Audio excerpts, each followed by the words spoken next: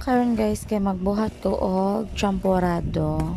So atong buhaton is kuan ni siya, bahaw ni siya kung gibuhat pero makaya pa man siya. So ako lang siyang gi champurado. So mao ni siya, lugaw sa siya first, gimekos-mekos nako langan guys kung dili na ako siya luto og champurado masayang man. So obligado lang gihapon kay wala may lain mabuhat. So among mga iring og iro naman na sila ilahang pagkaon. So syempre kaya pa man nato ning imekos-mekos di atong buhaton siya champurado para ako na siyang gibutangan og